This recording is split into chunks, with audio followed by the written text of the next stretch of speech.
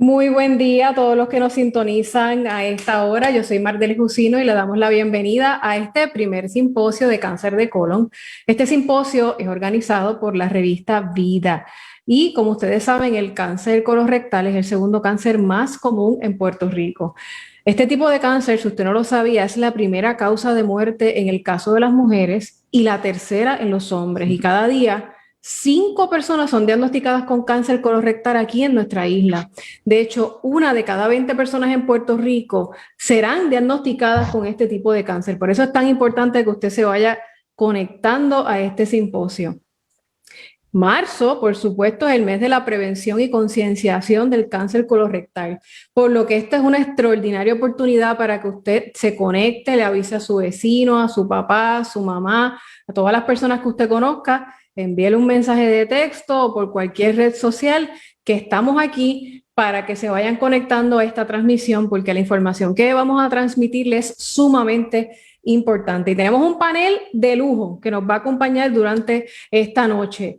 Pero quiero primero mencionar a quienes son los auspiciadores de este simposio que hacen posible que usted reciba esta información tan valiosa. Primero le agradecemos al Centro Comprensivo de Cáncer de la Universidad de Puerto Rico, a la Coalición de Cáncer Colorectal de Puerto Rico y al Instituto de Gastroenterología de Puerto Rico. Inmediatamente voy a pasar a presentar los panelistas que nos acompañan en el día de hoy. Saludamos al doctor Rafael Mosquera, gastroenterólogo y presidente de la Coalición de Cáncer Colorectal de Puerto Rico. También nos acompaña la doctora Marcia Cruz, quien es presidenta del Centro Comprensivo de Cáncer de la UPR, y el doctor Fernando Ramos, también gastroenterólogo y director médico del Instituto de Gastroenterología de Puerto Rico y editor de la revista Vida.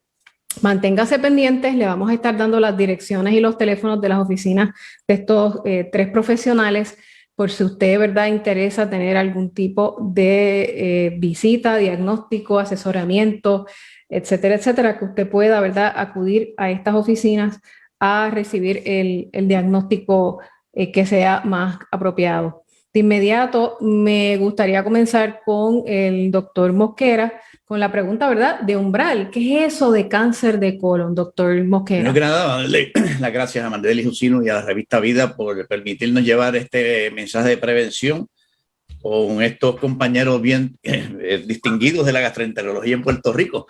El cáncer de colon es una lesión que surge a partir de unas pequeñas verrugas que crecen dentro del intestino, que le llamamos pólipos, que tardan aproximadamente de 5 a 10 años en convertirse en una lesión maligna. Hablar de una lesión maligna es una lesión que al crecer invade el intestino, si está limitada al intestino, y si la dejamos, pues sigue invadiendo los diferentes órganos. El mensaje principal es que si identificamos el pólipo, lo removemos, evitamos que esa lesión siga creciendo.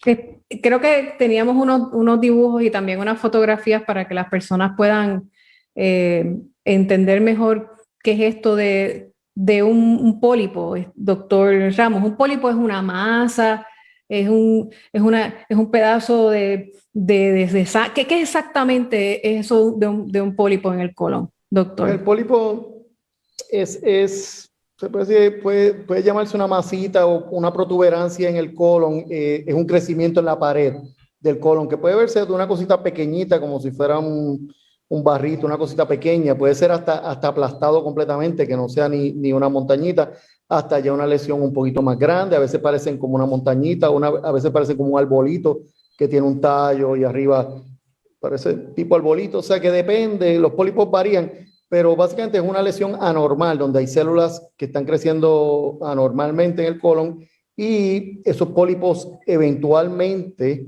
pueden crear otras lesiones más serias que finalmente pueden conllevar a que se forme un cáncer. No siempre que tú tienes un pólipo se va a formar un cáncer, pero algunos de ellos eventualmente causan, a través de un proceso de mutaciones, pueden llegar a formar un cáncer, que ya es pues una lesión ¿verdad? Muy peligrosa. Si Pero los tenemos pólipos, disponible, si tenemos disponibles las imágenes para que los doctores las puedan ir explicando para que ustedes que nos están sintonizando, y ya hay personas que se están conectando. poder tener una descripción quizás un poco más gráfica de qué es esto de los pólipos. Obviamente para ustedes que son expertos puede parecer lógico, pero estamos hablando de cáncer colorectal, eso es en los intestinos. ¿En qué parte exactamente, doctora Cruz? Vamos a ver esas masitas y en las fotografías cuando las vayamos a ver son como unas cosas circulares, ¿no? Estamos viendo ahora una fotografía donde se ven lo que el doctor Ramos estaba explicando que son los pólipos. Exactamente en qué parte de mi cuerpo es que eso va a aparecer o podría aparecer. Sí. El cáncer colorectal se refiere al cáncer que ocurre dentro del intestino grueso, ¿verdad? Cuando estábamos en la escuela elemental nos enseñaban el sistema digestivo y fue mi favorito, siempre lo fue. Y nos mostraban que ese intestino grueso era los últimos, ¿verdad? Los últimos 5 a 6 pies del tracto gastrointestinal. Y entonces el intestino grueso, estoy en mi casa y es el perrito. Esas cosas pasan cuando estamos en vivo. Disculpen. Mire, realmente el cáncer de colon y recto es eso, es cáncer que ocurre en el intestino grueso, los últimos 5 a 6 pies. Estábamos viendo una foto bien clara de un pólipo, que era lo que nos estaba explicando el doctor Ramos y el doctor Mosquera. Si yo tengo un pólipo, yo voy a tener algún síntoma, yo me voy a sentir, voy a perder peso, me va a dar fiebre, o esto es una enfermedad que comienza de manera sigilosa y silenciosa. ¿Cuáles son esos síntomas, doctor Mosquera? Bueno, una tremenda pregunta. Cuando empezamos a desarrollar síntomas, ya tenemos destruyendo, tapando el intestino. El intestino es como una tubería que cuando la lesión crece, el cáncer crece, lo tapa y ahí es que vienen los síntomas.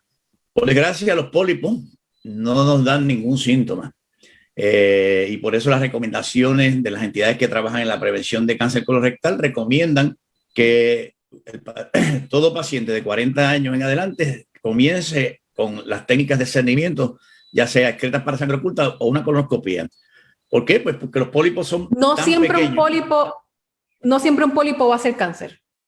No, pero ese pólipo puede ir creciendo eventualmente, como dijo el doctor Fernando Ramos, se van acumulando una serie de mutaciones y esas mutaciones causan que a largo plazo pues, se pueda desarrollar en una lesión maligna. Sí. Usted hablaba de un momento específico, doctora Cruz, en el que es recomendable que yo vaya al médico para hacerme una serie de exámenes o estudios donde ustedes, los expertos, pueden determinar si hay algo, ¿verdad? Siempre queremos que todo esté bien, pero determinar si hay algo mal ahí que hay que atender. Sí, ¿en qué momentos se hacen? Y lo voy a decir en un segundo, pero quiero darle seguimiento a lo que está diciendo Mosquera, que me parece que es importante. El síntoma más común para el paciente que tiene cáncer de colon es ninguno.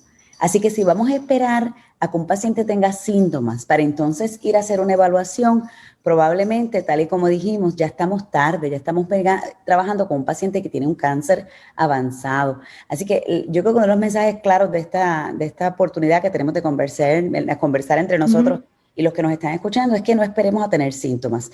Así que, ¿cuándo comenzamos a hacer prevención y detección temprana de cáncer de colon? A los 40 años.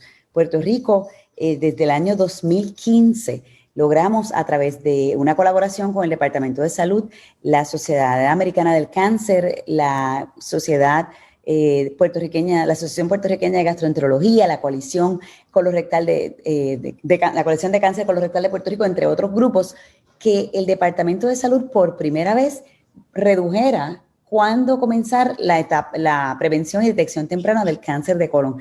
Y desde el 2015, a través de esta orden administrativa 334, en Puerto Rico se comenzó a los 40 años. Hacemos una prueba de detección para sangre oculta o una colonoscopía. Si hay historial familiar, pues eso hay que discutirlo con el médico del paciente, pero fuimos los primeros. Después de nosotros, en el 2018, la Sociedad Americana del Cáncer en Estados Unidos sacó por primera vez, bajaron la edad para comenzar a los 45 años. Y ahora, recientemente, el gobierno federal específicamente el US Preventive Services Task Force, que es la organización que establece las guías de manejo para los pacientes en múltiples condiciones. Esto es lo que Medicare cubre. Lo bajó, o está a punto de bajarlo, ¿verdad? Porque ya salió el comentario salió, no sé si ya salió finalmente aprobado, pero lo van a bajar a los 45 años. O sea que en Puerto Rico se empieza a los 40 años. No importa si es, no importa el género. Sí, no importa el género. Sí, Ramón, sí, no importa el género. Iba a añadir algo que ahora salió ahora las guías en marzo de ahora, de 2021, donde el Colegio Americano de Gastroenterología sacó unas guías sobre lo que ellos recomiendan debe ser el cernimiento para cáncer de colon, y sí, también están recomendando que se empiece a los 45 años. Probablemente Puerto Rico está a la vanguardia de eso, porque nosotros empezamos ya, como dijo la doctora, desde años atrás, cuando ningún estado americano lo había hecho. Lo otro que en Puerto Rico es bien importante con respecto a lo que estaba preguntando de los síntomas, la doctora y yo hicimos un estudio hace años atrás, en el 2010, donde buscamos pacientes que no tenían ningún síntoma, que eran lo que le llaman pacientes de cernimiento, screening, y buscamos los resultados de esas colonoscopías. ¿Qué salía en las colonoscopías? En personas que se sienten perfectas, que no tienen síntomas, que están perfectos. Y analizamos casi 650 personas que se sentían perfectas, y encontramos que 1 de cada 3 hombres tenía pólipos y 1 de cada 5 mujeres tenían pólipos. Estoy hablando de pólipos que pueden progresar a cáncer. O sea, estamos hablando de que cualquiera, 1 de cada 3 personas, o en caso de hombres, o 1 de cada 5 mujeres pueden tener un pólipo cuando se le está haciendo estas colonoscopías. Y eso es bien importante porque el problema es bien prevalente, es bien frecuente, y pues por eso es que hay que hacerse estos estudios a tiempo antes de que te dé síntomas. La otra data importante, y esto viene ya de Registro de Cáncer de Puerto Rico, que ellos cada ciertos años producen data sobre cuál es la incidencia de estos cánceres. Y ellos sacaron una gráfica donde veían la incidencia de cáncer de colon comparando desde el año 2000 hasta el 2017, año por 17 años, y la mortalidad. Y yo estaba analizando esa gráfica y la realidad es que la incidencia se ha mantenido igual por esos 17 años y la mortalidad igual, a pesar de que estamos haciendo colonoscopía, de que estamos hablando a los pacientes. O sea que lo que me dice esto es que si la incidencia sigue igual y la mortalidad sigue igual de alta para ser el segundo cáncer más mortal en Puerto Rico, tenemos que hacer algo. A lo mejor el mensaje no le está llegando a las personas, a lo mejor los factores de riesgo están aumentando, como es la obesidad, el fumar y otros factores, el alcohol, etcétera, que se han probado que son cosas que contribuyen.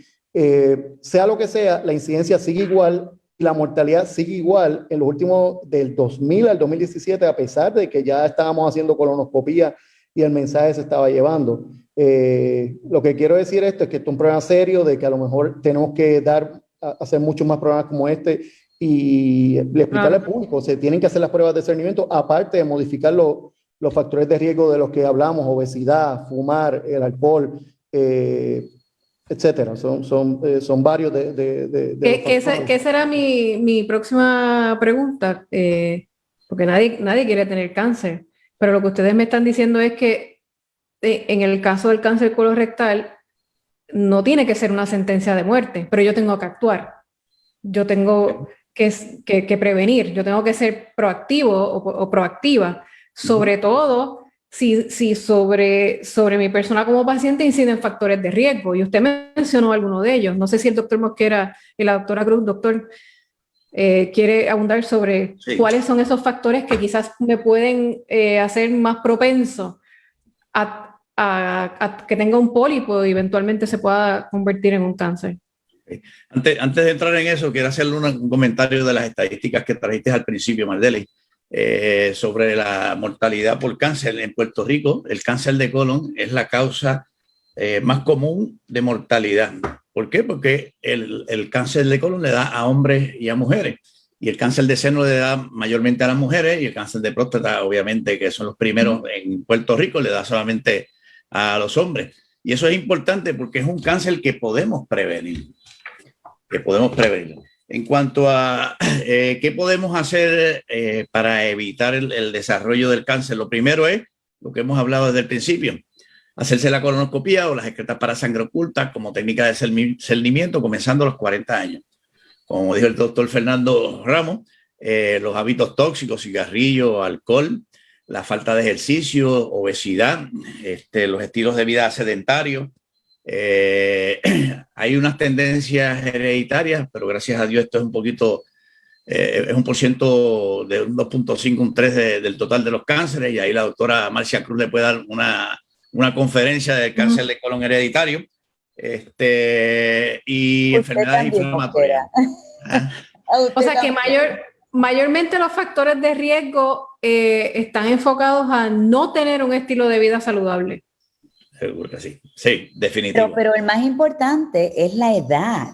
Fíjense, o sea, es bien poco común uno tener cáncer de colon en la década de los 20 años. Cuando vamos a los 30 aumenta una gotita de riesgo. Ya de 40 para arriba en Puerto Rico, el número va aumentando.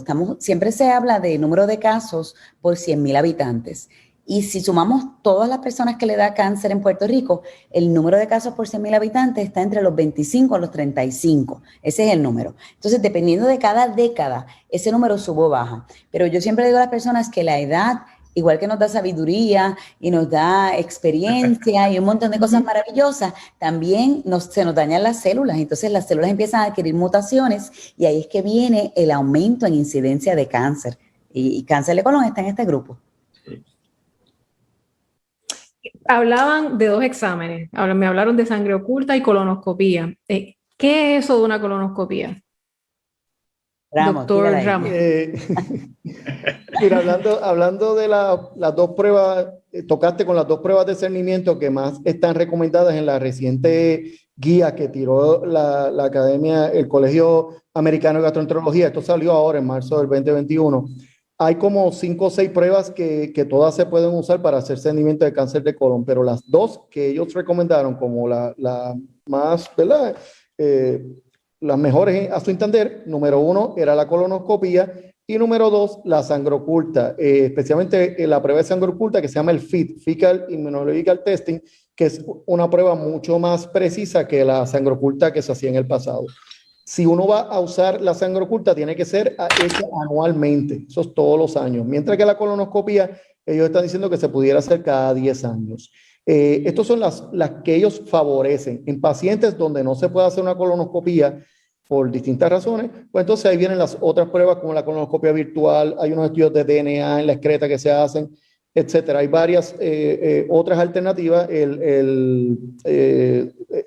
sigmoidoscopia flexible. Hay 2 o 3 alternativas adicionales a las que dije, pero las que ellos recomiendan como las 2 que uno debería usar es la colonoscopía y la segunda es la sangre oculta. El problema de la sangre oculta es que ellos le dicen, es una prueba que tiene 2 fases, porque si sale positivo, te llevas la colonoscopía.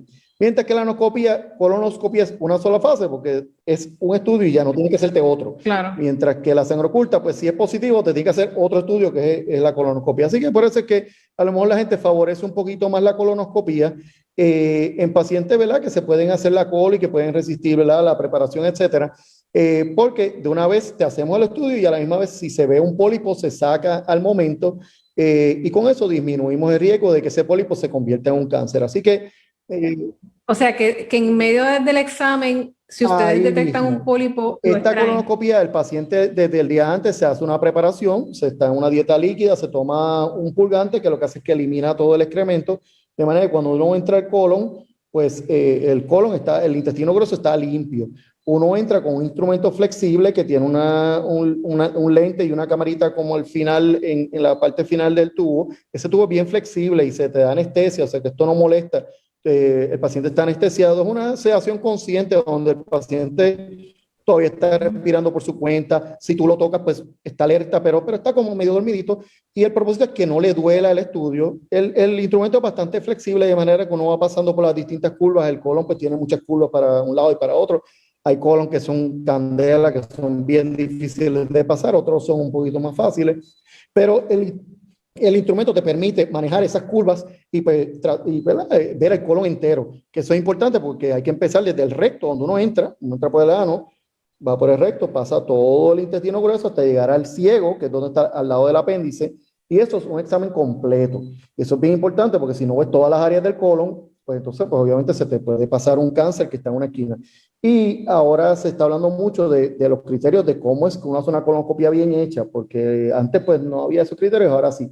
Uno debe estar mirando, examinando el colon desde que llegó al área final, que es donde cerca del apéndice, hasta el principio. Va a haber un examen de por lo menos 6 minutos o más, mirando cada esquina, porque estas lesiones pueden estar escondidas y pueden ser hasta, como dicen, lesiones aplastadas que casi ni se notan. O sea que si tú no estás cuidadoso mirando cada esquina, pues se te puede pasar. La otra es que la limpieza tiene que ser impecable, porque si está el colon sucio, pues no puedes ver muchas cosas y se te van a pasar.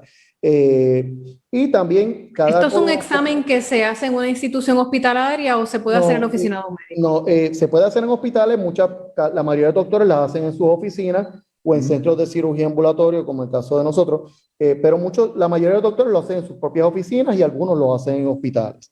Pero yo creo que teníamos unas fotografías donde me parece que se puede apreciar el instrumento del que usted habla, que permite, ¿verdad?, que ustedes puedan analizar y ver al paciente. Me parece que el doctor Ramos hizo una descripción bastante detallada y gráfica de lo que es una colonoscopia. La gente no se nos asuste, esto es mejor porque le pueden diagnosticar, pueden saber que todo está bien y si no está bien y usted va a tiempo, se puede trabajar adecuadamente. Así que esto es mucho mejor que usted le coja, porque hay gente que no le gusta, de eso ustedes saben, hay gente que no le gusta a los médicos, pero esto es necesario y recomendado, ¿verdad? Por los expertos. No, si podemos ver la foto para que la gente vea qué realmente es lo que entra al intestino, y ahí es que ustedes pueden, ¿verdad?, mirar y ver cuán saludable, ¿verdad?, o no está esa área del cuerpo. Y hay varios mitos, como lo son que ese estudio duele, la preparación, etcétera. Las preparaciones ahora han mejorado de manera que ahora hay que tomar mucho menos que antes. Antes era pues el galón grande que había que tomarse, ahora es mucho menos.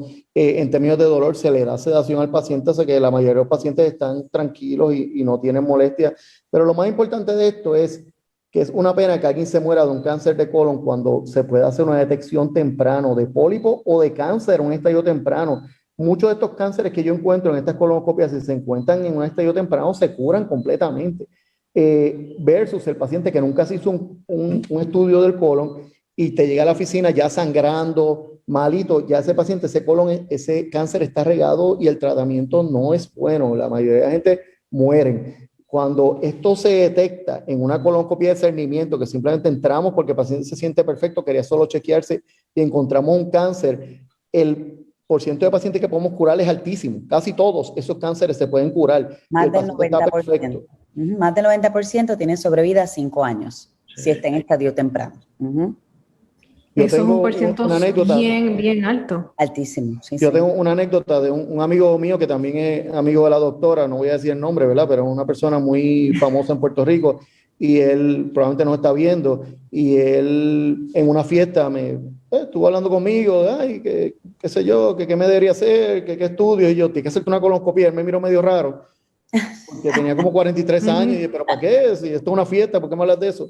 Y yo, pues, yo me haría una colonoscopia, y él no le duele nada, y fue a mi oficina, no sé ni cómo, y tenía un cáncer de colon, y se lo operaron, y inclusive la doctora está envuelta que tenía un problema genético donde esta gente pueden tener más de una recurrencia en cáncer de colon y otros cánceres, o sea que ya él tenía una condición hasta más seria. Y esto fue una fiestecita de él y yo hablando. Así que esto es obviamente, pues la estaba pasando bien, no tenía ningún síntoma, nada. Así es que nada que le indicara. Entonces, importante, ustedes han dicho que es altamente prevenible, que existen los estudios para detectar a tiempo. Cuando ya el pólipo se convierte en cáncer, esto tiene distintas etapas. ¿Cuánto tiempo pasa? ¿Pasan años antes de que un pólipo se pueda convertir en cáncer? ¿Cuánto tiempo pasa, doctora Cruz? Todo depende, ¿verdad?, de en qué escenario esto ocurre, pero como regla general, si es un cáncer, lo que llamamos como cáncer no familiar o esporádico, estamos hablando que tenemos un periodo cerca de 10 a 15 años desde que ocurre la primera lesión, el primer cambio en esta célula, ¿verdad?, que se muta, algún gen empieza a crecer, lo que decían los doctores ahorita, los granitos, y ese granito tiene que adquirir un montón de mutaciones o daños en el genoma para seguir creciendo. Entonces estamos hablando que entre 10 a 15 años, eso es mucho tiempo. Por eso es que si nos hacemos las colonoscopías, comenzando, ¿verdad? Y la evaluación comenzando a los 40 años, si encontramos esta lesión, la eliminamos. Y esto lo sabemos por los estudios que se hicieron, evaluando pacientes que se sometieron a hacer colonoscopías y unos que no se sometieron a hacer colonoscopías. Y vimos que aquellos que se le hacía colonoscopías y se les encontraban pólipos y se removían los pólipos, entonces se evitaba la progresión de pólipo a cáncer. Ahorita mencionamos que no todos los pólipos se van a convertir en cáncer y eso es una pregunta de los 1000 chavitos. Todavía no podemos contestarla. Sabemos que cerca de un 20-30% de los pólipos adenomas, que ese es el nombre que utilizan los patólogos, se pueden convertir en cáncer. Pero como no podemos decir cuáles son los que se van a convertir o no, el pólipo que nosotros vemos los removemos. No nos vamos a quedar esperando, ¿verdad? La gran mayoría de los pólipos van hacia afuera para removerlos, pero nos da una oportunidad de prevención de cáncer. Y yo creo que ahorita Ramos decía que cuando se hace una prueba de detección para sangre oculta, si no se hace la segunda fase, que es la colonoscopía, entonces es como si no hubiéramos hecho nada. Así que se hace una prueba de detección para sangre oculta, esa prueba sale positiva, ¿verdad? Si sale positiva para sangre en las heces fecales, entonces el paciente tiene que ir a la colonoscopía. Y es la colonoscopía con la remoción del pólipo o la colonoscopía con la identificación del cáncer y subsiguiente cirugía lo que impacta la vida del paciente. O sea, la sobrevida del paciente no viene a base de hacer la colonoscopía, viene a base de encontrar el pólipo, eliminarlo o encontrar el cáncer a una etapa temprana y enviar al paciente a hacer cirugía. Ahí es que viene la sobrevida. Claro, queremos saludar a todas las personas que están conectados con nosotros. Pueden hacer preguntas. Yo estoy pendiente a las preguntas que ustedes hagan para entonces transmitírselas a los doctores. Me surge una duda. Yo podría, doctor Mosquera, ir a su oficina y decir, mira, yo quiero ir directamente a la colonoscopía. ¿Eso se puede hacer? ¿Mi plan médico lo va a cubrir si estoy dentro de la edad que se recomienda? Sí, no. Hay algunos planes que cubren colonoscopía de discernimiento, hay otros que no cubren colonoscopía de discernimiento. Hay unas restricciones para las colonoscopía de discernimiento. Recientemente se aprobó en el Congreso que pues anteriormente se hacía una colonoscopía de discernimiento y si se sacaba un pólipo, el paciente tenía que pagar ese pólipo. Pues se aprobó, se está trabajando y creo que se aprobó para que eso caiga dentro de el costo del procedimiento y no se le haga un recargo al paciente. Para Medicare. Para Medicare. Una de las cosas que estaban mencionando ahorita, o sea, hay 1.500 casos de cáncer de colon anualmente. Y utilizando la colonoscopía podemos hasta reducir un 90% de esos casos. O sea, tenemos una técnica que nos ayuda a poder detectar estas lesiones en etapas tempranas de manera que no tengamos que recurrir al manejo quirúrgico. Otra cosa importante es que en los varones, como había mencionado la doctora Marcia Cruz, estamos encontrando que los varones los varones con cáncer de colon, un 32% de una mortalidad más alta que las mujeres. Probablemente porque los estamos diagnosticando tarde. Quizás el varón no está yendo a hacerse los procedimientos y al no ir a hacerse los procedimientos, pues lo vamos a ver cuando viene con los síntomas, cuando tiene cólicos, retortijón, dolor de barriga, como le pasó al amigo del doctor Fernando Ramos. Una vez se convierte en cáncer, esto tiene distintas etapas y qué por ciento de los pacientes sobreviven. ¿Es tratable en algún punto o ya una vez hay síntomas y se detecta un cáncer, las posibilidades de sobrevivirlo son muy pocas? Doctora Cruz. Sí. Yo creo que los doctores habían demostrado, o vimos una gráfica al principio, no sé si la tienen por ahí para que lo vean los que están participando, en donde se demuestra un intestino y hay como unas figuritas que habla de las 4 etapas, ¿verdad? Las 4 etapas que tiene el cáncer de colon. Para efectos generales, yo siempre lo divido en cáncer que es bien temprano, cáncer que requiere intervención con quimioterapia, ¿verdad? Que son terapias sistémicas, o cáncer que ya se fue del intestino y está en otro órgano. Dependiendo de si es temprano o no, hablamos de cuáles son las terapias. Si el cáncer es temprano, que usualmente se caracteriza como estadio 1 y 2, este cáncer, el manejo total es solamente hacer una cirugía, como regla general.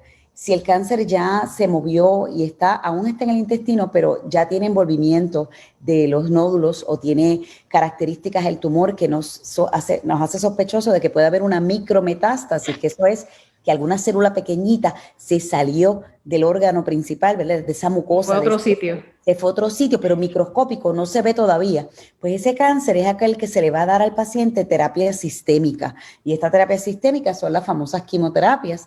Y ¿verdad? Ya tenemos a otros agentes como la inmunoterapia y otras que se llaman terapias dirigidas. Ese es el cáncer que está, digo yo, como en el medio, el cáncer que está regional, pero ya con micrometástasis. Y entonces está el grupo que ya el cáncer se fue del colon y ahora está en otro órgano. Puede ser en el pulmón, puede ser en el colon, puede ser en el hígado, puede ser en el área del abdomen, ¿verdad? Y cuando esto ya ocurre, pues el paciente va a requerir una serie de terapias combinadas, dependiendo de dónde fue la metástasis, dependiendo si fue al hígado, si fue al pulmón. El paciente va a requerir terapia neoadyuvante, que significa se le da terapia antes de hacer la cirugía, después se hace cirugías, que puede tener una combinación entre cirugías del colon y cirugías para remover el cáncer que está en el hígado, en el otro órgano, y después se le vuelve a dar quimioterapia. O sea que se convierte en un cáncer que es mucho más complejo. Estamos hablando de que como mínimo va a requerir más de una cirugía, va a requerir radioterapia, si es en el área del recto, va a requerir terapia, ¿verdad?, sistémica.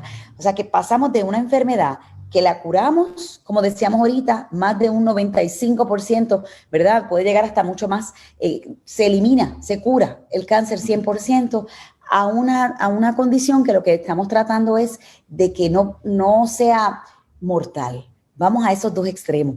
Y en el interín, a mí no me gusta hablar de dinero, porque eso no es, yo soy científica, pero aquí hay una cosa que se llama el costo asociado al tratamiento y el costo asociado a perder una vida. Ese costo asociado a perder la vida yo no lo puedo cuantificar, ¿verdad? Porque Claro. la vida de una persona no hay manera de cuantificarla, pero los economistas hablan de pérdida de productividad cuando una persona se enferma, cuando una persona fallece. Y entonces en Puerto Rico se han hecho análisis evaluando esta pérdida de productividad y se dividen en costos directos asociados al tratamiento y costos por pérdida de productividad. Y el cáncer de colon es uno de los cánceres más costosos, tanto en costos directos y por pérdida de productividad.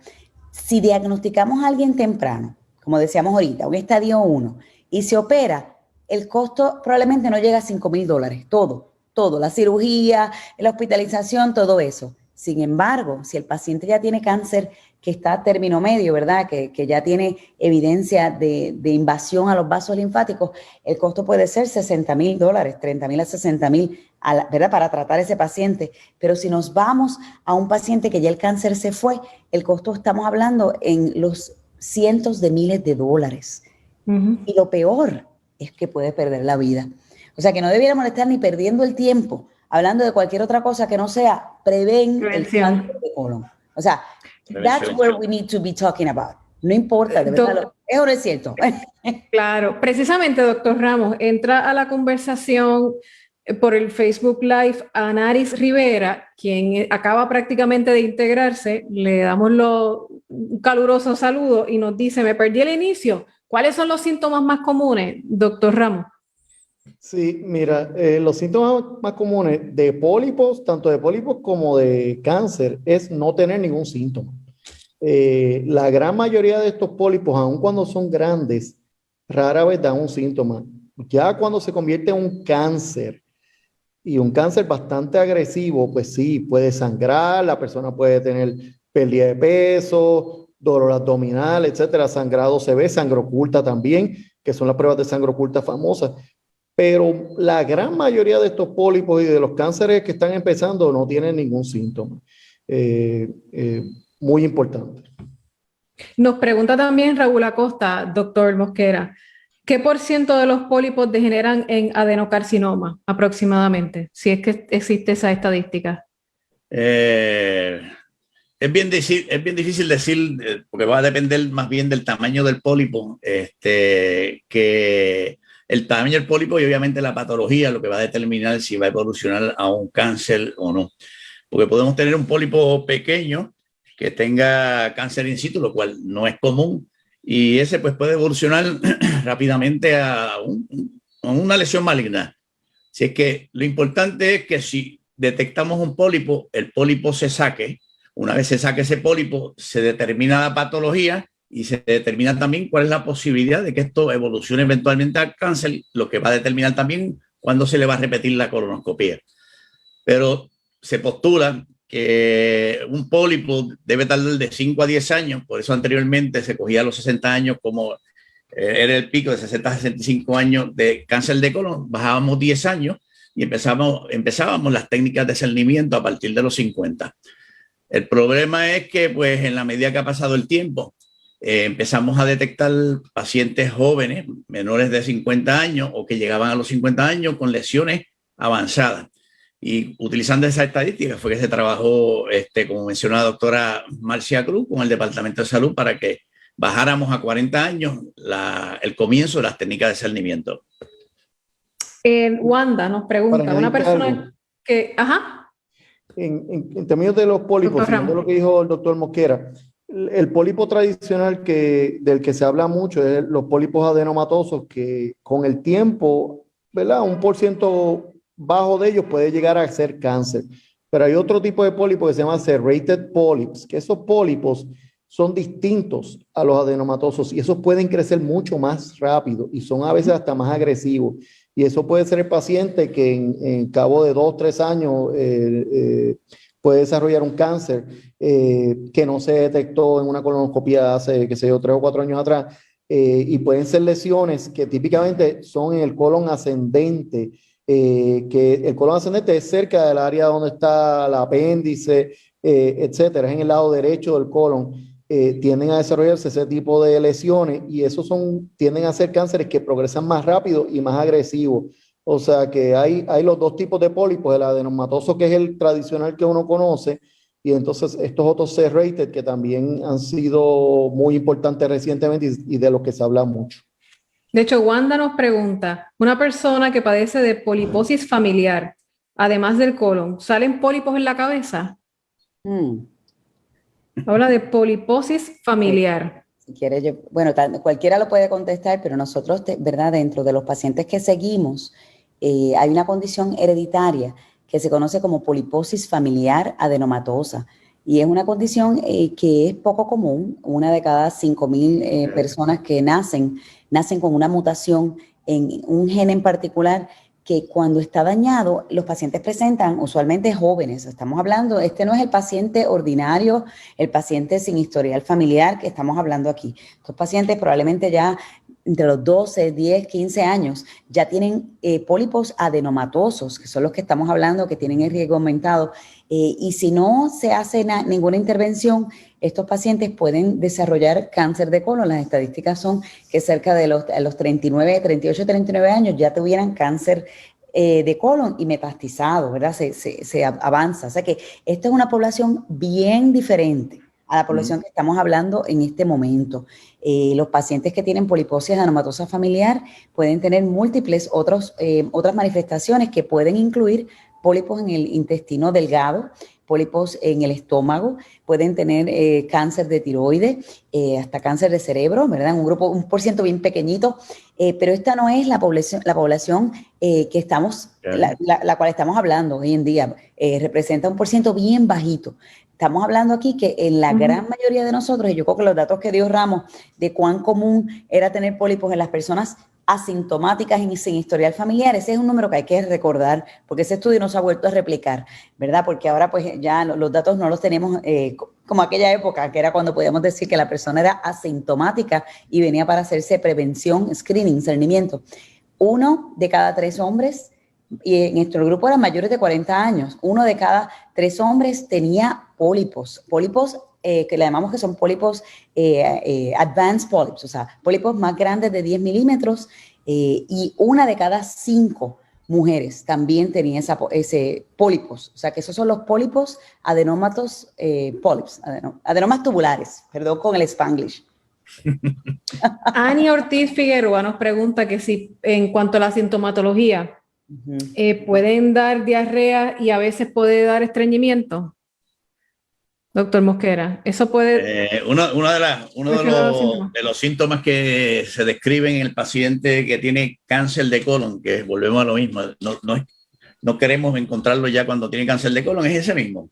Cambien los hábitos de ir al baño porque el intestino grueso es un tubo, ese tubo va a estar tapado por la masa y el paciente que anteriormente iba una vez al día, pues deja de ir y empieza a cambiar cada 2, 3 o 4 días. O al contrario, como el tubo está tapando, lo que puede pasar es el líquido y lo que tenga el paciente sean diarreas. Pero volvemos a la parte más importante, la prevención. Hacerse la colonoscopía para evitar que ese pólipo, como estaban mencionando, los adenomas tubulares, sigan progresando y se convierten en una lesión maligna. Pero si ha tenido cambios en los hábitos de ir al baño, ha tenido pérdida de peso, pérdida de apetito, la hemoglobina está bajita, es importante que se vaya a evaluar. Una buena pregunta. Antes de hablar del impacto del COVID en el diagnóstico, tengo una pregunta de Bárbara Segarra que nos dice, ¿qué deben hacer las personas de 40 años o más para hacerse las pruebas pertinentes? Doctor Ramos. Bueno, ya después de los 40 se está recomendando hacer pruebas de cernimiento. Ahí hay dos opciones, está la colonoscopía. Obviamente hay ciertos planes que puede que las cubran, otros que no, pero si el plan, porque eso siempre es un issue, pero la colonoscopía sería una de las opciones y la que nosotros preferimos, porque es como dicen, un paso. Te hace la colonoscopía, se sacan los pólipos que se encuentren y si es una colonoscopía bien hecha, con una buena preparación, no hay que volver a hacerla hasta 10 años más tarde. La otra opción, en caso de que la persona no desee hacer una colonoscopía o por la razón que sea o lo prefiera de esta manera, también se puede hacer las pruebas de sangre oculta todos los años. Y eso serían las pruebas, lo que le llaman el FIT test, eso sería anual. Sabiendo que son dos pasos, si salieras positivo a alguna de estas pruebas, te tienes que hacer la colonoscopía y lo más importante es que te tienes que hacer eso todos los años, que no que se te pueda olvidar. Porque entonces si se te olvida, entonces... Claro. Ya pierdes el efecto. O sea que si fuese bien, ¿verdad? De que todos los años te la vas a hacer, pues es una opción. Son las dos opciones que dio el Colegio Americano de Gastroenterología ahora en marzo 2021, como las dos opciones que ellos prefieren. Así que esas serían las dos opciones que tiene el paciente. Bien importante, y volviendo a los factores de riesgo y qué modificar, cuando ellos hacen, ahora cuando publican lo que publican, de todas las cosas que son los factores de riesgo para cáncer de colon, como hablamos ahorita, la obesidad, el fumar, lo toco otra vez porque es que hay que siempre recalcarlo, lo de fumar, lo de beber en exceso. Tú puedes beber hasta 1 o 2 copas de vino diarias, eso no es problema, pero ya después de eso ya ellos consideran exceso. Fumar, la obesidad, que es importante. Pero lo más importante que ellos ponen sobre modificación de factores de riesgo es hacerse la colonoscopia. Adelante. Tú tienes que hacerte la colonoscopia. Puedes bregar con la obesidad y con todas las cosas. Y bien importante que a lo mejor ahorita lo toquemos, la parte de la dieta, porque se habla mucho de qué cosas en la dieta eliminar y qué cosas comer y qué no comer. Y pues ahí hay muchas controversias que yo me imagino que los doctores también van a querer hablar un poquito de eso y el público va a querer saber. Se cree que las carnes procesadas, los alimentos procesados, carne roja, como que propicia un poquito la formación de estos tumores, aunque esa data también es un poquito controversial, pero eso es lo que se cree. Y la dieta más alta en fibras protege. Esas son las dos cosas que se entiende que son importantes en la dieta. Pero de todo eso hay un poco de controversia. A lo mejor los doctores quieren añadir un poquito sobre la parte de la dieta. Antes de pasar a eso, que no quiero que se me olvide, quizás una recomendación a la ciudadanía y a los pacientes. Todos los años uno, si tiene un plan médico, todos los años uno renueva, ¿verdad? Dependiendo de la edad, eso no es tema de este foro, pero si usted tiene que renovar su plan médico y usted sabe que está en esa edad y usted sabe que su plan no cubre una colonoscopía, pues haga, como dicen en el inglés, en el difícil, el due diligence. Verifique, ¿verdad? Cuando vaya a escoger ese plan, cubre la colonoscopía, cubre estos estudios y entonces que sopese eso cuando va a comprar, ¿verdad? O cuando va a adquirir ese seguro médico. Porque es importante, ¿verdad? es altamente prevenible, no tiene que ser una sentencia de muerte si uno se ocupa, ¿verdad?, de hacerse esos estudios. Así que eso, ¿verdad?, una recomendación. Hablaba de la alimentación, que está atado a un estilo de vida saludable, ¿verdad? Y de la fibra. No sé si el doctor Mosquera, la doctora Cruz quieren abundar sobre eso como factores que nos pueden ayudar a prevenir el cáncer de colon. Yo le voy a mencionar, aparte de la fibra, los estilos de vida, el ejercicio es crucial para todo. Hablamos del ejercicio. Yo me acuerdo que me puse a hacer dieta y quería bajar haciendo ejercicio. El problema es que no controlaba las calorías y quemaba 1500 y me comía 3000. Yo decía, pues el ejercicio no sirve. La realidad es que el ejercicio ayuda y es un complemento de bajar de peso, pero el ejercicio es más importante, no para bajar de peso, sino para integrar todo nuestro cuerpo, movilizar la comida a través del tracto gastrointestinal, coordinación de todos nuestros órganos, el cerebro, el tracto gastrointestinal, el corazón. El ejercicio es crucial. Y yo creo que no se le ha dado tanta importancia, aunque sí sabemos que los estilos de vida sedentarios aumentan la probabilidad de desarrollar lesiones.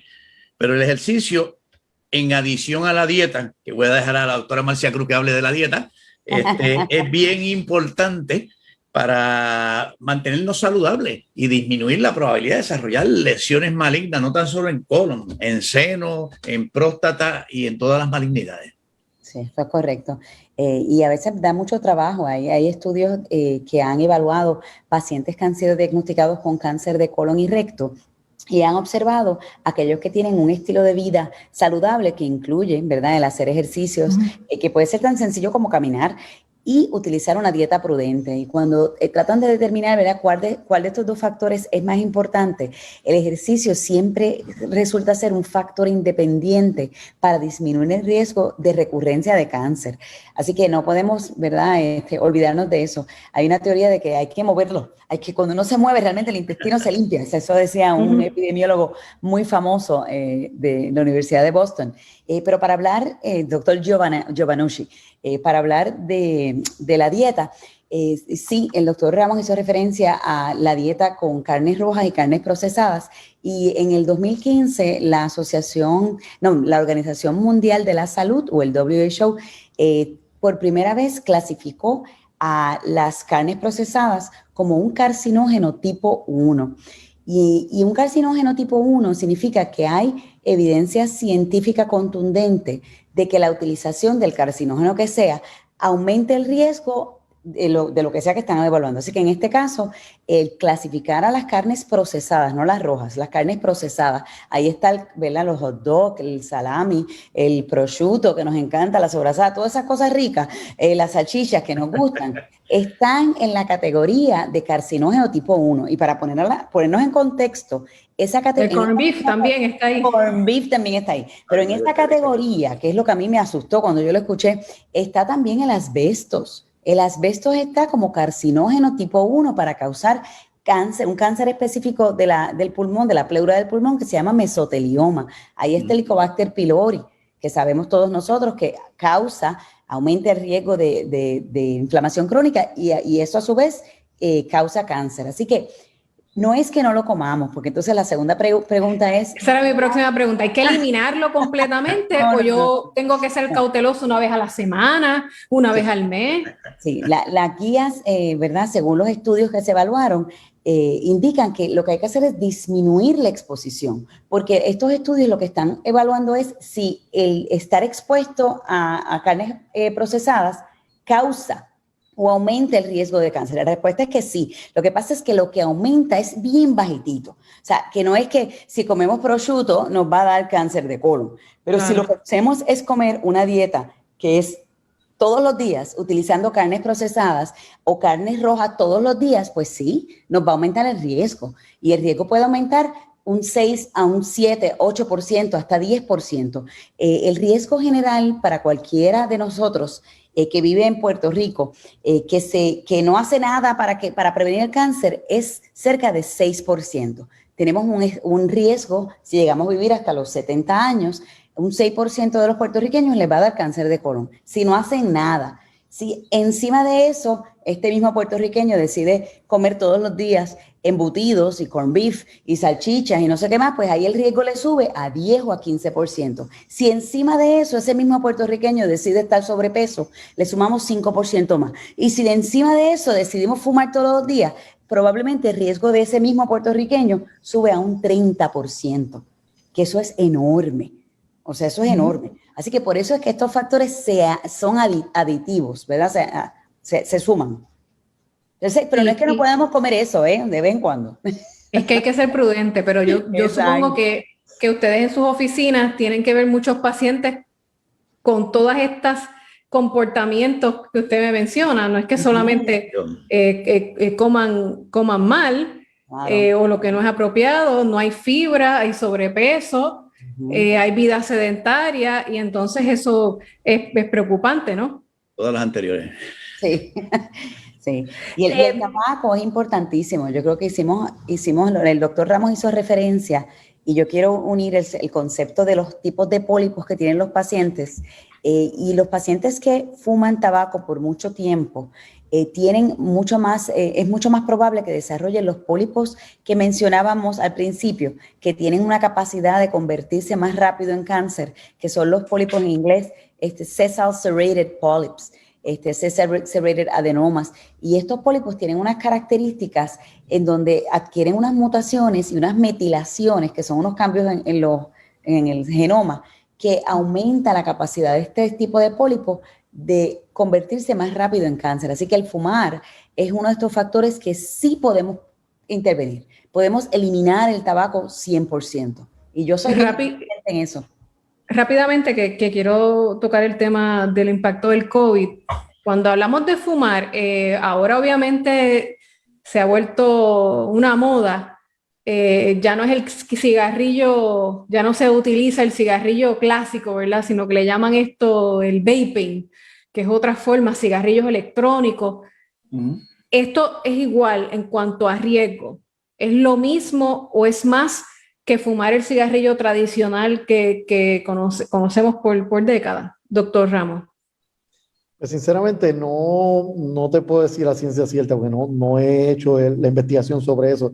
Pienso yo que sí, que puede ser el mismo riesgo, pero la verdad que no te puedo contestar eso. A lo mejor otro de los panelistas haya investigado eso.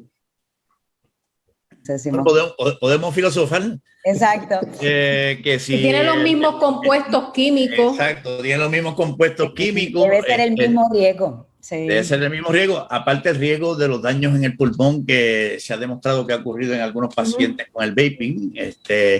Definitivamente es el químico y se está absorbiendo por la misma vía, y quizás de una forma más fácil de absorber. Más fácil, más pura. Dicen que dependiendo de las concentraciones tienen mayor concentración por volumen. O sea que realmente los estudios no están disponibles todavía. Esto lleva muy poco tiempo en el mercado para tener suficientes estudios prospectivos de usuarios versus no usuarios. Y lo otro es que los que están usando el vaping son los jovencitos. O sea que el grupo mayor que está utilizando vaping son las personas jóvenes, o sea, los adolescentes, yo digo los teenagers, los nenes. Entonces, el daño de esto lo vamos a ver probablemente cuando estos niños o estos adolescentes tengan 30 años. Y ya ahí probablemente entonces vamos a estar viendo una secuela de muchas condiciones. Hay unos esfuerzos bien grandes para intervenir. O sea, el utilizar el vaping no es una manera de dejar de fumar el tabaco. Claro. No es una manera correcta. Estamos en medio de la pandemia del COVID y eso ha afectado el tratamiento, el seguimiento, el diagnóstico de multiplicidad de condiciones. ¿Cómo ha afectado esta situación del COVID-19 en el tratamiento y el diagnóstico, ¿verdad? Temprano del cáncer colorectal? Voy a hacer un comentario, ¿verdad? Sí. Hubo un estudio que se hizo el año pasado donde se comparó el mes de marzo 2017, 18 y 19 los pacientes en varias instituciones en Estados Unidos, y encontraron una disminución de un 84, un 90% de la utilización de las técnicas de cernimiento en el mes de marzo. Obviamente, ahí fue que empezó la pandemia y empezaron todas las restricciones que tuvimos que establecer para poder llevar a cabo, para poder enfrentarnos a ese virus. También hay una información que me dio uno de los grupos de patología, donde esto no es una data estadística, solamente que ellos tuvieron un 28% de disminución de los cánceres, de las biopsias con cáncer de colon. Si cogemos eso con la data del impacto que tuvo la pandemia, el cerrar las oficinas, la disminución de la cantidad de pacientes, esperamos que en estos próximos años pues tengamos el diagnóstico tardío de muchas de las lesiones de colon, porque no se han llevado a cabo las técnicas de discernimiento, y es por eso que hemos estado llevándole este mensaje, especialmente en este mes, de que es bien importante. Está la pandemia existe, nosotros tenemos las oficinas, los gastroenterólogos para hacer los procedimientos, estamos usando las técnicas de evitar la infección, y ahora mismo están seguros, como era anteriormente, el hacerse su colonoscopía. Tenemos la metodología, y el virus no va a evitar que usted lo desarrolle. Lo que va a evitar es que si usted no pone un poquito de su intención, usted no se haga la colonoscopía y su diagnóstico sea tardío. Y eso es sumamente importante.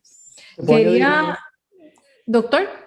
Sí, para decirte nuestra experiencia con el COVID, desde marzo 2020 en adelante, yo entiendo que las pruebas de discernimiento se paralizaron por meses, por el temor, pues, de los pacientes y justificado sobre el COVID. Después de los últimos 2 o 3 meses he visto que ya las personas están perdiendo un poquito el miedo, mucha gente está vacunado, ya todos los doctores, enfermeras y demás personal por lo menos de muchas de las clínicas, incluyendo la de nosotros, ya todo el mundo está vacunado. Aparte de eso, se están tomando todas las medidas siempre, aunque estemos vacunados. Pero la gente como que le está perdiendo un poquito el miedo, y es bien importante porque esto del cáncer de colon no podemos dejar pasar el tiempo. Porque esto está ahí, y ahora mismo hay mucha gente con cáncer de colon que no ha sido diagnosticado. Así que poco a poco hay que seguir viviendo, hay que seguir haciéndose las pruebas y seguir haciendo colonoscopía y visitando a los médicos y chequeando no tan solo la parte del colon, sino todas las enfermedades crónicas que padecemos, alta presión, diabetes, etcétera, que muchas de estas cosas están descontroladas porque el paciente pues dejó de ver a sus médicos. Antes de pasar a la fase del trabajo que ustedes están haciendo tanto en el Centro Comprensivo de Cáncer como en la Coalición de Cáncer Colorectal, quería que me contestaran una pregunta adicional de José González. José nos pregunta, si el paciente es menor de 40 años y tiene familiares cercanos con cáncer de colon, ¿puede hacerse la colonoscopía? Mosquera, esa es suya. Especialista eres tú, definitivamente. El historial familiar es bien importante. Si el paciente tiene 35 años cuando desarrolló el cáncer, que gracias a Dios no es común, lo que se recomienda es que bajemos 10 años antes. Obviamente, lo ideal es hacerle un familigrama, hacerle un estudio de si hay una tendencia hereditaria, si su papá, su mamá, si sus hermanos, si su tío.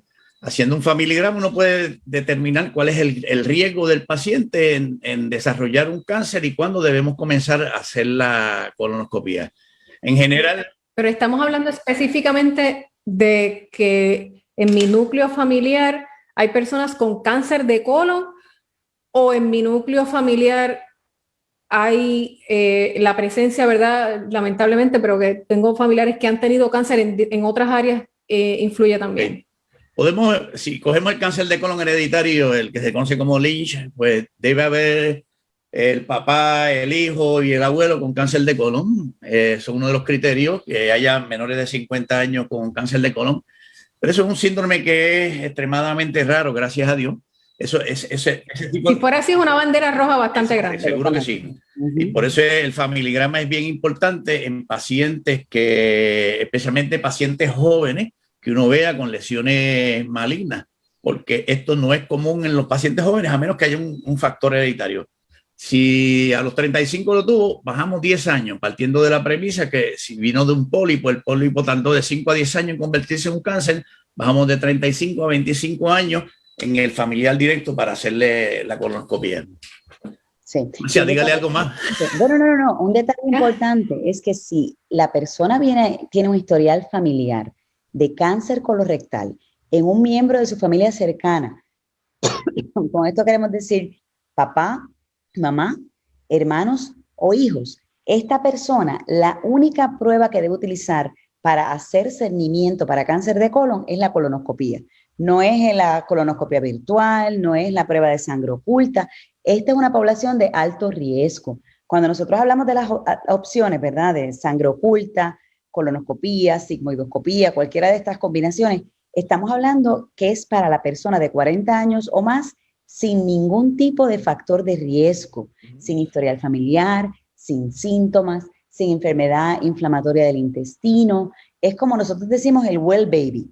Pero cuando esta persona tiene la mamá, el papá, el hermano o múltiples miembros de la familia, ya esto cambia completamente.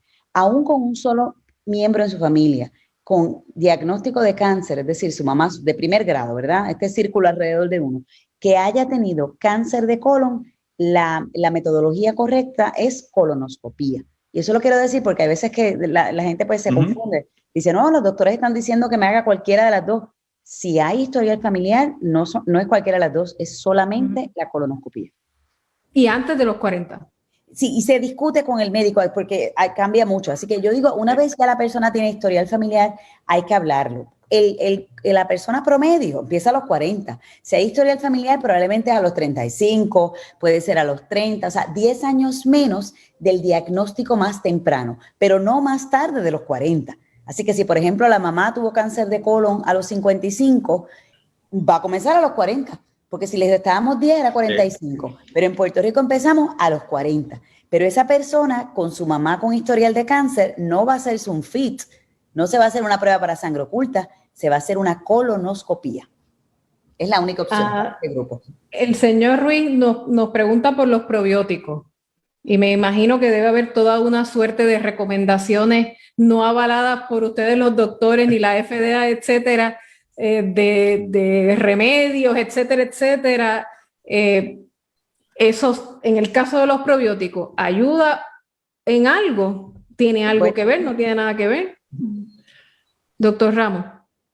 Pues, con respecto a probióticos, yo entiendo que no, en términos de protección de cáncer de colon o prevención, no creo que va a ayudar mucho.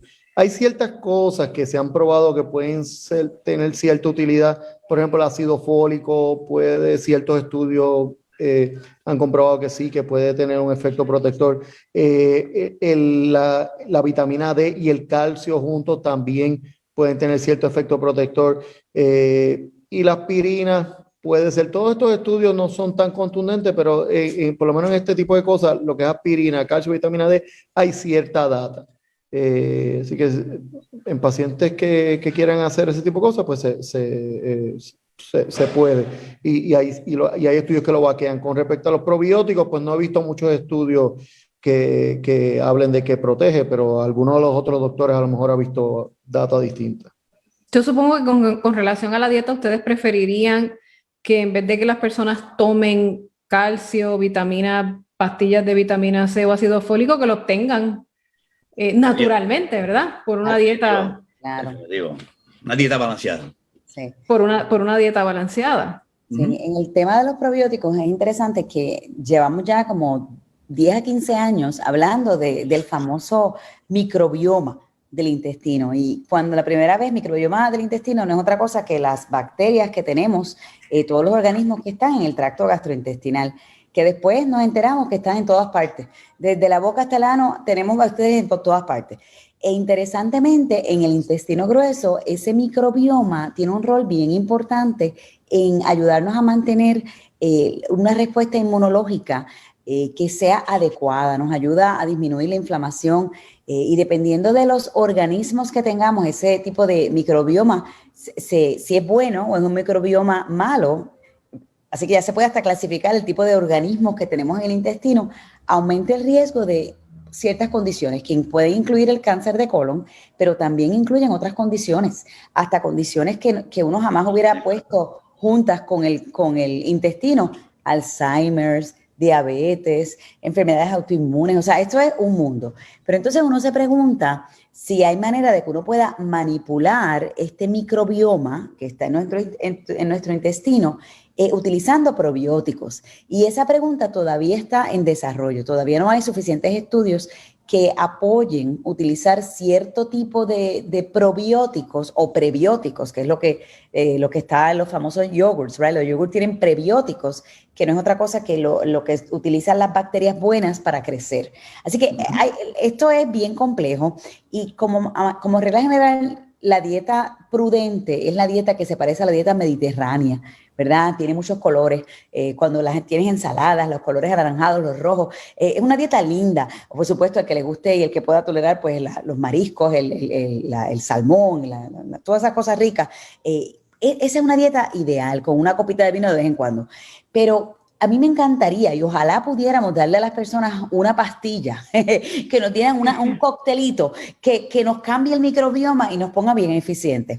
Hay datos de utilización de ciertos probióticos en pacientes que tienen enfermedad inflamatoria del intestino. Hay uno en particular que se llama BSL-3, que se ha demostrado que disminuye la inflamación en pacientes con colitis ulcerosa, que eso, ¿verdad? Yo no soy experta en este tema, pero los que saben de este tema, quizá alguno de los doctores pueda hablar, sí se ha encontrado que protege a los pacientes que tienen enfermedad inflamatoria del intestino. Pero para colon, tal y como dijo Ramos, todavía los datos no están disponibles. Hablaron de la fibra y es bien común en las personas que en las farmacias, muy común, se puede comprar fibra soluble en polvo. ¿Eso es aconsejable? No, la fibra, siempre hemos dicho que la fibra ayuda en el movimiento gastrointestinal. Básicamente lo que hace es que la fibra absorbe el agua y ayuda a que se menee el intestino y nos ayuda a que la excreta sea más blandita y que sea más fácil vaciar el intestino. Por eso usamos a veces fibra soluble, especialmente porque nuestra dieta, que conlleva arroz, habichuela y corned beef, arroz, habichuela y bistec cebolla con papita frita, chuleta frita, pues nuestra dieta es bien baja en fibra. Y esta materia, estos carbohidratos, estos almidones, estos alimentos, el arroz lo absorbe completo en el intestino delgado. La habichuela queda la cascarita. El bistec es proteína y la absorbe y no hay volumen para producir la excreta. Así es que definitivamente la fibra nos va a ayudar a los movimientos gastrointestinales. También nos puede cambiar la flora del tracto gastrointestinal y posiblemente nos ayude a disminuir la incidencia de cáncer de colon, aunque no haya ningún estudio que yo conozca que diga que use fibra y va a disminuir la probabilidad de cáncer de colon. Eso es correcto. No hay Doctor Ramos, entonces se me ocurre entonces una pregunta. Usted me está diciendo que hay componentes de las cosas que nos comemos que si no consumimos suficiente fibra se quedan en el intestino grueso, doctor Ramos. Bueno, nada, la fibra es importante. Yo no creo que porque se quede algo en el intestino grueso, pues nos va a propiciar que se forme un cáncer, un pólipo. Pero la fibra para mí es bien importante para la parte del movimiento gastrointestinal, como lo dijo el doctor Mosquera, y yo lo uso primera línea para el tratamiento de estreñimiento, que lo vemos bien común en nuestra población. O sea que yo utilizo mucho la metilcelulosa, bien frecuente para pacientes con estreñimiento, aparte de aumentar el consumo de agua. Y yo creo que ¿verdad? Hacer que el estreñimiento o el movimiento intestinal mejore, pues es bien importante. El paciente se siente mejor, etcétera. Pero lo de que eso vaya a hacer que disminuya el riesgo de cáncer de colon, pues yo no creo que hay data suficiente para decirte que eso es así. Pero sí, en general, la fibra, estamos hablando de no tan solo de la fibra que uno se compra en la farmacia, pero estamos hablando de fibra normal y corriente, como las frutas, los vegetales, los granos. Aumentar el consumo de ese tipo de fibra. Hay estudios que indican que sí, que puede disminuir el riesgo de cáncer de colon en general. Así que si uno puede comer más de ese tipo de fibra, sean granos, vegetales, cereales, y un poquito menos de carnes procesadas, haciendo un poquito, simulando un poquito más lo que la doctora dijo de una dieta mediterránea, yo creo que estamos haciendo los cambios en la dieta que son los más recomendados en términos de estudios que se han hecho para, ¿verdad?, disminuir el riesgo de cáncer de colon. Lauri nos pregunta, tengo 53 años, mi padre murió de cáncer de estómago y se le extirpó también a sus 67 años pólipos en el intestino, pero nunca me he hecho la colonoscopía. ¿Debo realizarme este estudio ya? Yo creo que yo sé la respuesta, pero voy a dejar que ustedes quizás al unísono le contesten a Lauri si ella debe 23, o no hacerse la 53, colonoscopia. ya estamos tarde 13 años, sorry.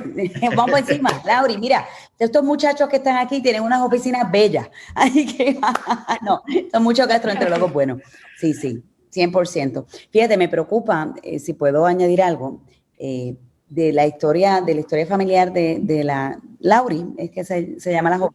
Lauri. El cáncer de estómago en su papá. Obviamente habría que buscar más información, a qué edad le dio el cáncer de estómago, hace cuánto tiempo atrás. El cáncer de estómago está dentro de las 5 causas más comunes de muerte en los hombres. Las mujeres no es tan común, pero también se ven como 300 casos al año.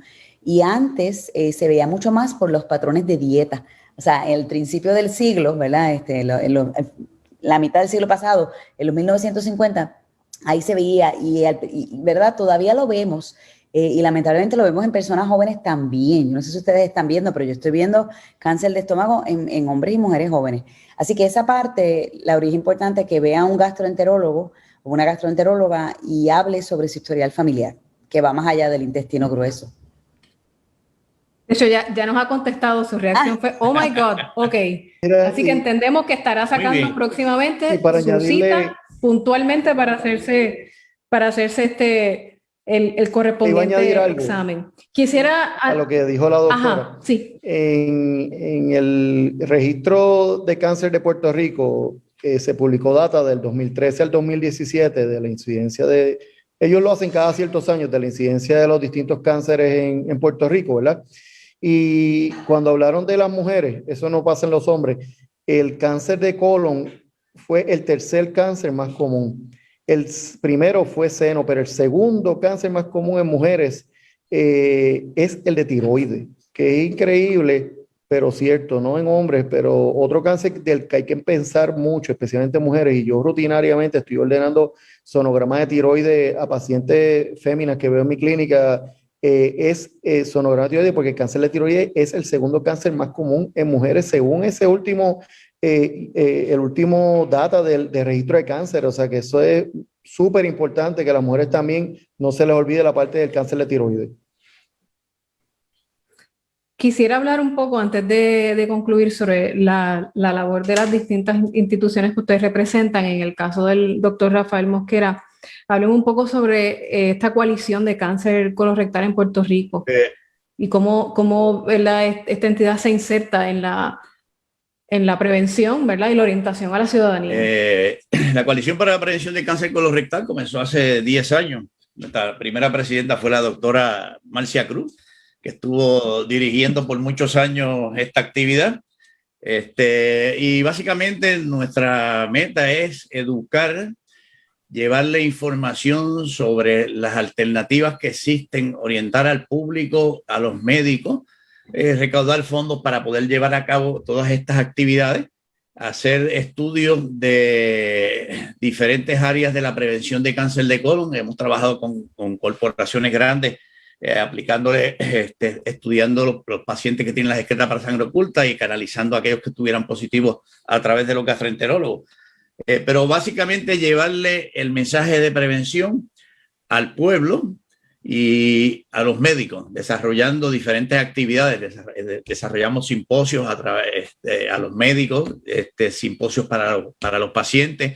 Desarrollamos una actividad que era para que un % de la población educara a otra parte de la población, que fue exitosa, y en aquel entonces resultó que los asociados a la medicina eran los que hacían le daban estas conferencias a los pacientes en las diferentes entidades, en las iglesias, en los clubes, y fue un éxito.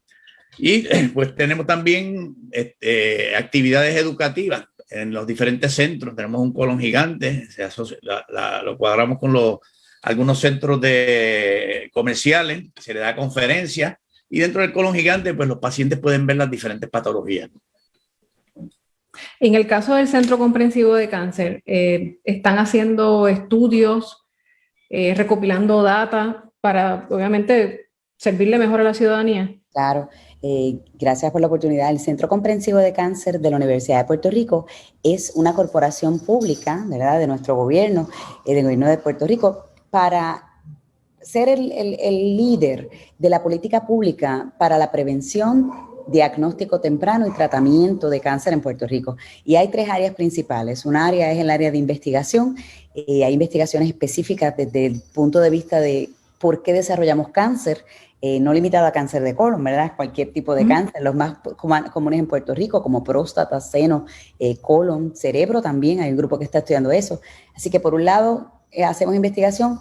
La secundaria importante es la educación. Somos parte del sistema, ¿verdad?, de la Universidad de Puerto Rico. Está desde nuestro título, aunque somos una corporación del gobierno, estamos afiliados. Así que educación de los estudiantes de medicina, de todas las ciencias afiliadas a la salud, a través de las diferentes universidades, no solamente de la UPR, pero de otras también. Y la tercera es tratamiento, es la parte clínica. Vemos pacientes saludables para hacer prevención, como hacen los compañeros gastroenterólogos que están aquí presentes, y también tratamiento avanzado. Tenemos terapias de inmunoterapia, terapias tradicional, de medicina tradicional, y una serie de otros servicios. Así que es la tríada de educación, investigación y clínica. Y los 3 juntos, pues, para el pueblo de Puerto Rico, para continuar guiando la política pública del país. Y yo quería mencionar que la Coalición de Cáncer Colorectal también trabaja en política pública, y fueron los líderes, junto a un grupo de personas, que lograron mover, y eso fue algo que hicimos antes que muchos grupos, y tenemos que hacerlo en tantas cosas. O sea, yo creo que hay que movernos al área de la obesidad, o sea, hay que controlar la diabetes, hay que mejorar muchas otras áreas que nos dan oportunidad de prevenir enfermedad, no solamente el cáncer, sino muchas otras enfermedades. Claro que sí. Antes de volver a mencionar a nuestros auspiciadores que hacen, ¿verdad?, esta conversación posible, y las direcciones y los teléfonos de cada uno de ustedes para que los pacientes puedan orientarse y sacar sus citas. Me llama la atención este comentario de Aixa José Negrón, y la pregunta es para el doctor Ramos, porque sé que durante esta conversación habló sobre esto. Nos dice: para mí la peor parte de la colonoscopía son las botellitas que hay que beber. Me van a hacer esa prueba. Me hice la prueba hace 15 años y ahora me toca. Pregunto, ¿ha cambiado el método de beber esos pulgantes malos?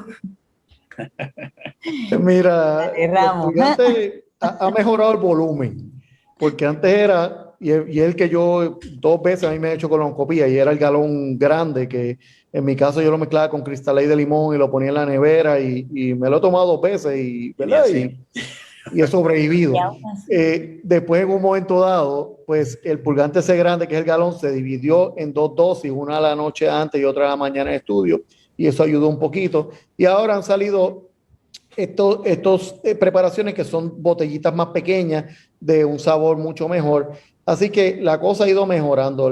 La cantidad de volumen ahora de tomar es mucho menor. Hay pacientes que me dicen: mira, a mí no me gusta o no me gusta este sabor, me gustaba más el galón, pero cada persona es distinta. Pero de verdad que la cantidad ha disminuido, y los sabores también. Ahora hay varias alternativas de 2 productos, por lo menos los 2 que más yo uso, o 3, que son cantidades más pequeñas y que depende del sabor, pues hay unos que les gustan más que otros, pero definitivamente ha mejorado. Y claro, es mucho mejor esa incomodidad, por decirlo de esa manera, que usted va a pasar el día antes, el día del tratamiento, a lo que pasaría si usted no lo hace. Así que eso es una incomodidad necesaria que todos tenemos que pasar para evitar un mal muchísimo, muchísimo mayor. Prevenible. Y recuérdate, hay cosas que, ¿verdad?, que tú puedes evitar bajando los factores de riesgo, como son ataques al corazón, etcétera. Y aún así hay gente que le da ataques al corazón con todo y que mejoran ciertos hábitos. Pero el cáncer de colon es una pena que la gente se muera de cáncer de colon, porque la verdad que es una cosa que es 100% prevenible, o sea, y todavía hay gente que se está muriendo de cáncer de colon. Así que eso debería ser un tipo de enfermedad que casi ni exista. Y lamentablemente lo estamos viendo, y lo estamos viendo muchísimo. Así que, tú sabes, definitivamente no le podemos tener miedo a tomarnos el producto ni al estudio. El riesgo de estos estudios, aunque no hemos tocado mucho de los riesgos de la colonoscopía, pero son mínimos. En la literatura, el riesgo de sangrado es como 8 pacientes de cada 10.000, y el riesgo de perforación, que pone un roto en un intestino, sería como 4 de cada 10.000 pacientes. O sea, eso es extremadamente raro que pase una cosa así. Pero siempre hay, ¿verdad?, hay que saber que todo tiene un pequeño riesgo. Claro que sí. Antes de concluir, Idalmis Velázquez nos dice: mi mamá y yo fuimos diagnosticadas en el 2015. Ella fue diagnosticada en septiembre, fue operada y recibió quimio. En ese momento tenía 77 años. Yo fui diagnosticada en diciembre con 49 años y se me movió un poquito. Ella estaba preguntando, si recuerdo bien la pregunta, ella recibió ya un diagnóstico y está preocupada por sus hijas. Luego de la colonoscopia fui a cirugía, no necesité quimio. Tengo 2 hijas, ¿a qué edad deben hacerse su primera colonoscopia? Debe visitar a su gastroenterólogo para que le haga un familigrama y estudie esa familia para determinar cuál es el riesgo que tiene ella y sus hijos y sus hermanos de tener un cáncer, y de esa forma poder determinar cuándo deberían empezar a escriarse. Ella lo tuvo a qué edad, a los 50 y... 49. Ella tenía 49, bien joven. A los hijos que lo empiecen a escribir, yo le haría el familigrama antes que todo, porque le puedo decir que va a ser 10 años menos, y si hay un cambio o hay una cuestión hereditaria, pues tendríamos que cambiar el momento de la evaluación inicial. Claro, y Lauri, que fue una de las primeras que nos hizo preguntas sobre la colonoscopia, nos está preguntando por las oficinas y los números de ustedes. Antes de darlos, creo que el doctor Ramos quería hacer un comentario adicional. Sí, que cuando este paciente que está diagnosticado menos de 50 años y con familia, con su mamá que también tenía cáncer de colon, hay ciertos estudios genéticos que se pueden hacer buscando las causas de cáncer de colon genéticas más comunes. La doctora Marcia Cruz es experta en la materia en el mundo entero en esto, pero hay estudios genéticos que se pueden hacer donde, si se encuentra que el paciente tiene este tipo de genes, también se puede investigar a los hijos y ver si tienen ¿verdad?, el riesgo de cargar con ese gene. Pero la doctora Marcia Cruz es experta en el mundo entero en esto y ya puede abarcar sobre esto. Se nos acaba el tiempo y muchos de los pacientes que nos están sintonizando nos están pidiendo las direcciones de ustedes, así que las quiero dar para que las puedan anotar. El doctor Rafael Mosquera, quien es, los 3 son gastroenterólogos, él es presidente de la Coalición de Cáncer Colorectal de Puerto Rico. Su oficina está en la avenida Padre Rivera 101 en Humacao, y el teléfono es el 850-1244. El teléfono del doctor Mosquera es el 850-1244. La doctora Marcia Cruz es presidenta del Centro Comprensivo de Cáncer, y su teléfono es... ¿Ah? No, que no es presidenta, es directora. Directora, corrijo. Y su número es el 407-3333. En el caso del doctor Ramos, que Lauri estaba preguntando por el doctor Ramos, que también de hecho es editor de la revista Vida, su oficina está en el 400 de la avenida Roosevelt, la suite 206, en la Clínica Las Américas. Y Lauri, el teléfono del doctor Ramos es el 764-8787. 764-8787. Y por supuesto queremos agradecer a los auspiciadores de este simposio de cáncer de colon, que hacen posible que hayamos tenido esta conversación. Ha sido excelente la interacción de las personas en este foro, que se busca sobre todo prevenir. prevenir. La prevención es sumamente importante. Nuestros auspiciadores, estamos eternamente agradecidos al Centro Comprensivo de Cáncer de la Universidad de Puerto Rico, la Coalición de Cáncer Colorectal de Puerto Rico y el Instituto de Gastroenterología de Puerto Rico. Así que todos los amigos que nos han sintonizado pueden darle share en esa transmisión de Facebook Live, puede mandárselo por texto, por WhatsApp, por donde usted quiera, a todas las personas que usted conozca, para que reciban esta información tan importante que, mire, puede hacer la diferencia entre la vida y la muerte, literalmente. Y cuando usted tenga 40 años, como dice un buen amigo mío, el doctor Rodríguez, es momento del tune-up de las 100.000 millas. Entonces, como parte de ese tune-up de las 100.000 millas, usted se hace la colonoscopía. Eso es parte de ese tune-up que se hace cuando ya no tiene las 100.000 millas cumplidas.